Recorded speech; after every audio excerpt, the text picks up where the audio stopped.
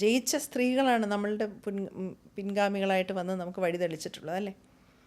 ഞങ്ങളുടെയൊക്കെ കാലത്തും അതെ, എല്ലാ കാലത്തും നമ്മളെ കുറ്റം പറയാനും ട്രോൾ ചെയ്യാനും, ഇന്ന് സോഷ്യൽ മീഡിയയുടെ കാലമല്ല എന്നാൽ പോലും ചീത്തപ്പേര് പറയാനും പോസ്റ്റേഴ്സ് ഒട്ടിക്കാനും എല്ലാം നമ്മളെക്കുറിച്ച് അപവാദം പറയാനും എല്ലാം എല്ലാ കാലത്തും ആൾക്കാരുണ്ടാവും. അവരെ നമ്മൾ ഭയങ്കര സീരിയസ് ആയിട്ട് എടുത്താൽ നമ്മൾ ലൈഫിൽ വളരാൻ പറ്റുകയില്ല. നമ്മളുടെ ഫോക്കസ് എന്താണ്? നമുക്ക് നമ്മുടെ ജോലി ചെയ്യണം. അതിന് ബാക്കിയുള്ളവരെ അതിൻ്റേതായ പ്രാധാന്യത്തോടെ തള്ളിക്കളയുക. അതിനാവശ്യമുള്ള പ്രാധാന്യം കൊടുത്താൽ മതി, അതിനപ്പുറം ഒരു പ്രാധാന്യം കൊടുക്കരുത് അല്ലേ. ഭയങ്കരമായിട്ട് പെൺകുട്ടികളങ്ങ് ഹാസിൽഡായി, അയ്യോ അവരങ്ങനെ തൊട്ടു ഇങ്ങനെ തൊട്ടു, ഇനി എന്ത് ചെയ്യും? ഒന്നും ചെയ്യൂല, പോടാ എന്ന് പറഞ്ഞിട്ട് നമ്മുടെ ജോലി ചെയ്യണം. ഒരാൾ അത്ര ആരുടെ അപ്രൂവൽ നമുക്ക് വേണ്ടല്ലോ. അവരുടെ അപ്രൂവലും കൂടെ നമുക്ക് വേണമെന്ന് തോന്നുമ്പോഴാണ് നമുക്ക് അവരോട് ചീത്ത പറയാനും പോടാന്ന് പറയാനും പറ്റാത്തത്. ആരുടെ അപ്രൂവൽ അവർക്കും വേണ്ട, നമുക്കും വേണ്ട. നമ്മൾ ജോലി ചെയ്യാൻ വന്നാൽ നമ്മൾ ജോലി ചെയ്യും. ആ വാശി വേണം അല്ലേ. വേണം. ചേച്ചിയുടെ കുറേ ഇൻ്റർവ്യൂസ് എടുത്ത് നോക്കുമ്പോൾ ചേച്ചിയുടെ ലവ് സ്റ്റോറിനെ പറ്റി പറയുന്ന കുറേ ഇൻ്റർവ്യൂസ് ഞാൻ കണ്ടു. എനിക്ക് തോന്നുന്നു അതിൽ നിന്നാണോ ഇനി Mithun manual Thomas Om Shanti ഓശാനയ്ക്ക് inspiration എടുത്തതെന്ന് വരെ തോന്നിപ്പോയി. അന്നൊന്നും ഓം ശാന്തി ഓശാനയിലെ സമയത്തൊന്നും ഞാൻ ഒരു ഇൻ്റർവ്യൂ പോലും കൊടുത്തിട്ടില്ല. സംസാരിച്ചിട്ട് എങ്ങനെയാണോ എനിക്കറിയാം. ഭയങ്കര സാമ്യം. വീട്ടിൽ പോകുന്നു, അങ്ങോട്ട് ചാടിക്കയറി പ്രേമിക്കുന്നു, അങ്ങോട്ടേക്ക് ഇഷ്ടം പറയുന്നു. ആണല്ലേ? ഇല്ല, പക്ഷെ 2011 കണ്ടല്ലേ ഓം ശാന്തി ഓശാന? 13.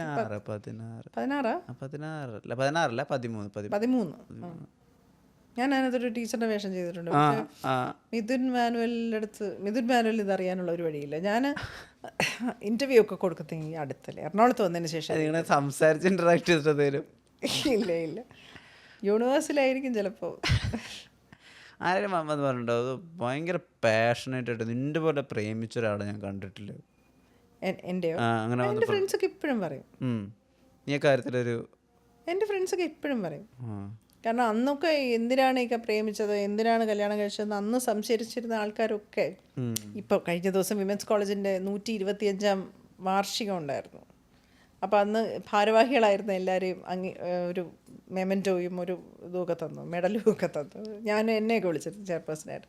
അപ്പോൾ സതീശന് പറഞ്ഞ് ഞാൻ പോണോ വേണ്ടേന്ന് ഇങ്ങനെ ആലോചിച്ചുകൊണ്ടിരിക്കും. അപ്പോൾ സതീശൻ പറഞ്ഞു വരണം കേട്ടോ, നിങ്ങൾ എന്തായാലും വരണം.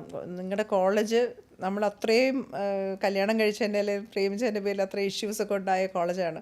അവിടെ ആ കോളേജ് നിങ്ങളെ അംഗീകരിക്കുമ്പോൾ നിങ്ങൾ എന്തായാലും വരണം എന്ന് പറഞ്ഞിട്ട് ഞാൻ പോയി.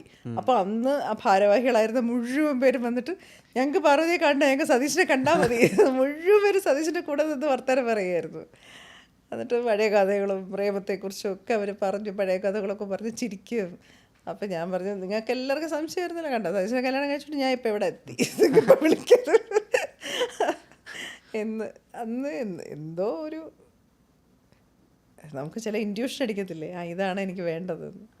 പക്ഷേ ആ കാലം ആ സമയം അതത്ര എളുപ്പമല്ല. പ്രത്യേകിച്ച് പെൺകുട്ടിക്ക് അങ്ങനെ കയറി പ്രേമിക്കുക എന്നൊക്കെ പറഞ്ഞാൽ അത് ഇത്തിരി ടഫല്ല ശരിക്കും പ്രാക്ടിക്കലി. ഞാൻ അതാണ് കുറച്ച് മുമ്പ് പറഞ്ഞത്, നമുക്ക് എന്താ വേണ്ടത് നമുക്ക് ഉറപ്പുണ്ടായാൽ മതി. ഇന്ന് ബാക്കിയുള്ളവർ എന്ത് പറയുമെന്ന് പറഞ്ഞാൽ നടക്കില്ല.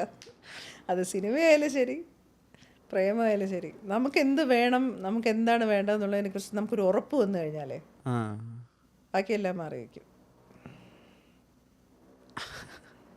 ഉറപ്പ് വേണം. ഈ സോൾമീറ്റ് അങ്ങനെയൊക്കെ തോന്നിയിട്ടുണ്ടായിരുന്നോ അദ്ദേഹത്തെ കണ്ടപ്പോൾ?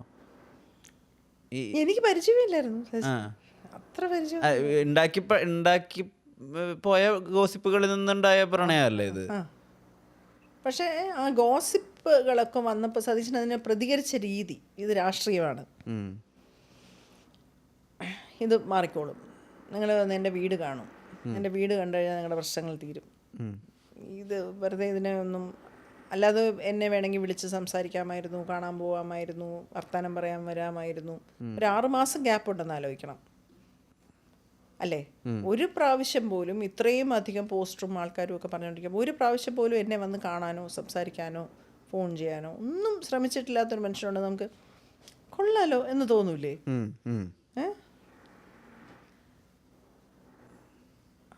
ഞാൻ അത്ര മോശവുമല്ല കാണാൻ. അപ്പം അന്ന് ഇന്നത്തെ പോലെ അല്ലല്ലോ. എന്നാ സുന്ദരിയാ. അല്ല അന്ന് പക്ഷെ കുഴപ്പമില്ലായിരുന്നു. കോളേജിൽ കൊച്ചല്ലേ ഞാൻ. ഇപ്പം പോലെയാണോ 55 വയസ്സിലാണോ? അതങ്ങനെയല്ല. അപ്പോൾ നമ്മളെന്താ അത്രയും മൈൻഡ് ചെയ്യാതിരിക്കുന്ന, ഒരു തരത്തിലും ഒരു സംസാരിക്കുകയോ ഒന്നുമില്ല. കാണുമ്പോൾ എപ്പോഴെങ്കിലും ഒരു സാഹചര്യത്തിൽ കണ്ടു കഴിഞ്ഞാൽ വിഷമിക്കണ്ട കേട്ടോ, ഇതൊക്കെ രാഷ്ട്രീയമോ, മാറിക്കോളും, ഒന്നും പ്രശ്നമില്ല, ധൈര്യമായിട്ടിരിക്കുക, അങ്ങനെയൊക്കെ പറയുള്ളൂ. അപ്പോൾ എനിക്കറിയാം അവരവിടെ സ്റ്റേറ്റ് സമ്മേളനത്തിൽ നിന്ന് സതീശനെ ഒഴിവാക്കിക്കൊണ്ടിരിക്കുകയാണ്, SFI നിന്ന് പുറത്താക്കിക്കൊണ്ടിരിക്കുക, ഞാനുമായിട്ട് പ്രേമമാണെന്ന് വിചാരിച്ചിട്ട്. എൻ്റെ വീട്ടിലാണ് എന്നെ പൂട്ടിയിടുന്നത്, ഞാൻ പ്രേമമാണെന്ന് വിചാരിച്ചിട്ട്.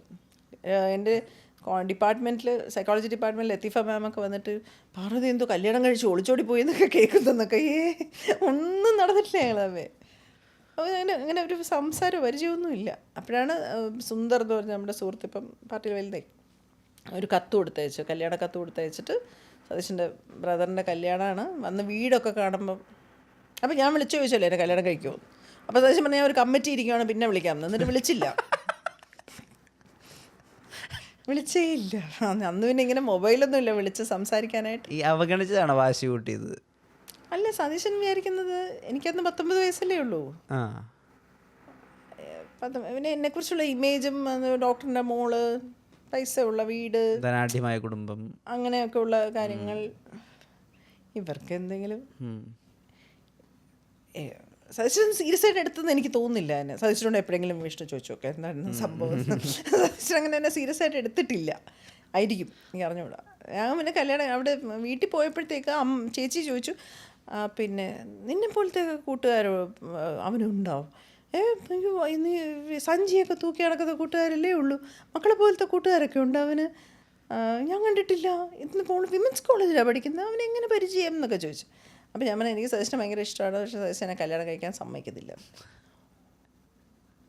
തന്നെ മക്കളെ, അയ്യോ എൻ്റെ 2 കൂട്ടുകാരികളെ ഈ 2 വശത്ത് പിച്ചിപ്പോയി.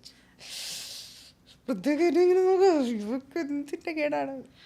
അതോടുകൂടി സെറ്റായി. അല്ലാതെ സതീശൻ ചേച്ചി വിളിച്ച് പറഞ്ഞു നിനക്കെന്താ. അവളെങ്ങനെ ഇപ്പോഴും ഞാൻ ചേച്ചി ഭയങ്കര കൂട്ടാട്ടോ, മുത്തശ്ശി ഞാൻ ഇപ്പോഴും ഭയങ്കര കൂട്ടാ. ഈ പ്രേമിച്ച് കഴിഞ്ഞിട്ട് ജീവിതം തുടങ്ങുന്നത് എങ്ങനെ ഉണ്ടായിരുന്നു? പ്രേമിച്ച് കഴിഞ്ഞു, രജിസ്റ്റർ മാരേജ് ചെയ്തു, വീട്ടിലോട്ട് തന്നെ തിരിച്ചു പോയി. എൻ്റെ അച്ഛൻ പറഞ്ഞു നിങ്ങൾ രജിസ്റ്റർ മാരേജ് ചെയ്ത് റിവോക്ക് ചെയ്ത് വെക്കണം, എന്നിട്ട് അച്ഛൻ കല്യാണം കഴിപ്പിച്ചു തരും. അല്ല, അത് തെറ്റാണ് നിങ്ങൾ ചെയ്തത്. അപ്പോൾ കുറേ ചേച്ചിയുടെ കല്യാണം കഴിയണം, പിന്നെ ഞാൻ ഡിഗ്രി കംപ്ലീറ്റ് ചെയ്യണം. കംപ്ലീറ്റ് ചെയ്തിട്ടില്ല, പരീക്ഷ എഴുതാനുള്ള അറ്റൻഡൻസ് എനിക്ക് തന്നില്ല ഞാൻ കല്യാണം കഴിച്ചതിൻ്റെ പേരിൽ. പിന്നെ ഞാൻ 6 പേപ്പറും കൂടെ പിന്നീട് എഴുതിയെടുക്കുകയാണ് ചെയ്തത്. എന്നെ ഡിപ്പാർട്ട്മെൻറ്റിൽ നിന്ന് അറ്റൻഡൻസ് തരത്തില്ല എന്ന് പറഞ്ഞു. കല്യാണം പിരിഞ്ഞിട്ട് വാ, പരീക്ഷ അറ്റൻഡൻസ് തരാം, അല്ലെങ്കിൽ തരത്തില്ല. അപ്പോൾ അങ്ങനെ 6 പേപ്പറും എന്നുവെച്ചാൽ ഫസ്റ്റ് ഇയറും സെക്കൻഡ് ഇയറും എഴുതിയിരുന്നു, ഫൈനൽ ഇയർ എഴുതാത്തതുകൊണ്ട് ഇനിയിപ്പോൾ എല്ലാ പേപ്പറും കൂടെ ഒരുമിച്ച് എഴുതാൻ പറ്റുള്ളൂ. അപ്പോൾ അതിൻ്റെ പ്രാക്ടിക്കൽ ചെയ്തതിൻ്റെ പേപ്പർ സൈൻ ചെയ്ത് തരില്ല എന്ന് പറഞ്ഞു.